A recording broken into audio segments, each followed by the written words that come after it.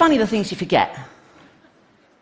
I went to see my mother the other day, and she told me this story that I'd completely forgotten about, how when we were driving together, she would pull the car over, and by the time she had got out the car and gone round the car to let me out the car, I would have already got out the car and pretended to have died.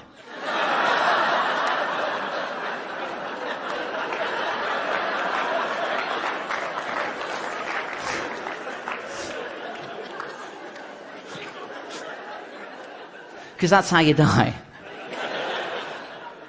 And I remembered that was a game I used to play with myself to entertain myself whenever I was bored or frustrated. Settle down.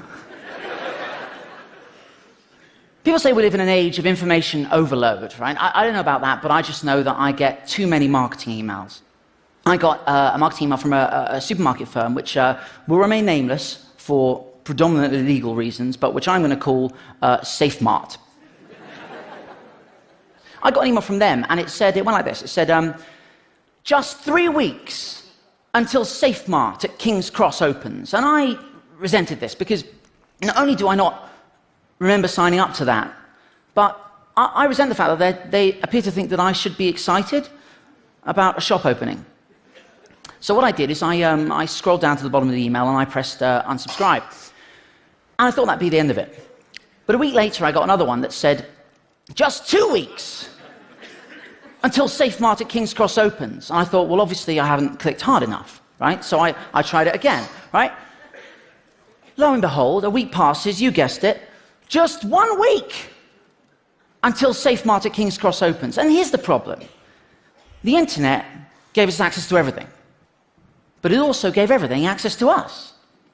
You know, I think, right, it's hard enough to discriminate between the things that genuinely matter in this world and, you know, the minutiae of life without having emails about supermarket chains and Candy Crush Saga. And I was really annoyed with them, and I thought, okay, I was about to write a strongly worded email, which I can do quite well. And I thought, no, I'm going to find the game. So I replied to it, and I said, I literally cannot wait.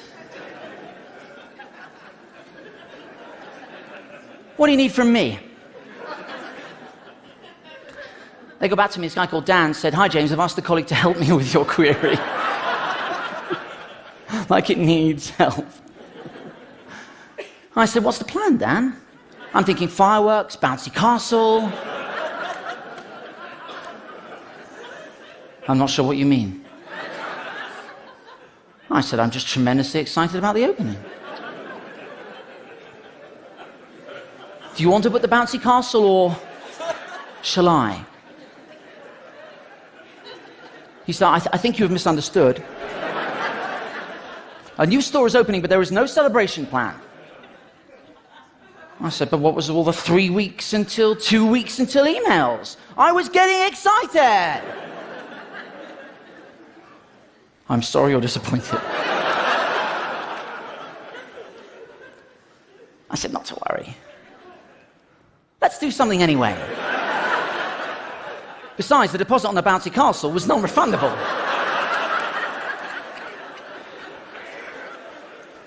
If we don't use it, we're out a few £100, Dan. He said, Mr. Veitch, I'm not responsible for anything you've ordered. I said, let's not get into who did what. Bottom line, you and I are in this together.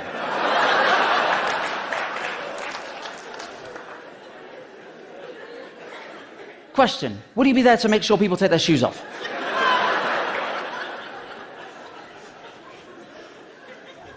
And I'll be honest, then my relationship with Dan deteriorated somewhat, because the next email I got was this: thanks for your email, your case number is... Oh, it's outrageous. I said, Dan? And I was just like, this is... And I said, Dan! And it just kept going, and I thought, this is terrible, all I'm doing is collecting case numbers. I said, D-Dog? The store is now open.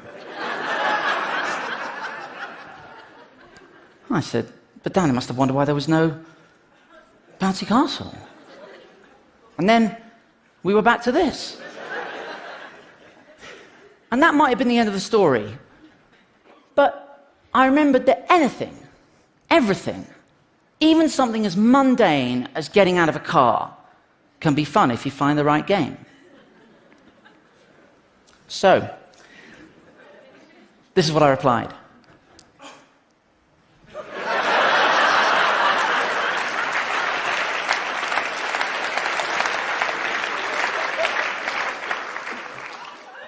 And we just, it was like we were dancing. It was just a beautiful relationship. We just kept going, and it was lovely. But to be honest, guys, it was quite labor-intensive, and you know, I had other stuff to do, believe it or not. And so what I did is I have a little email auto-replier program.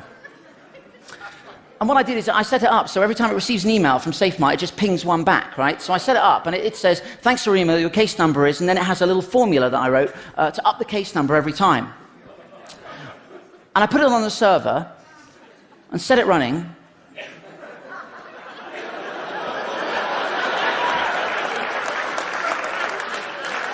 I'll be honest, guys, then I forgot about it. I checked back on it the other day, and it appears there being a number of emails going back and... We're on 21,400. It gives me an immense sense of satisfaction to know that these computer programs are just going to be pinging one another, you know, for eternity. And as legacies go, I don't think that's bad. So guys, just remember, right, if ever you feel weighed down by the bureaucracy and often mundanity of modern life, don't fight the frustration. Let it be the catalyst for whimsy.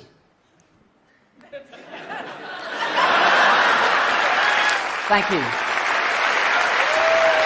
Thank you, guys.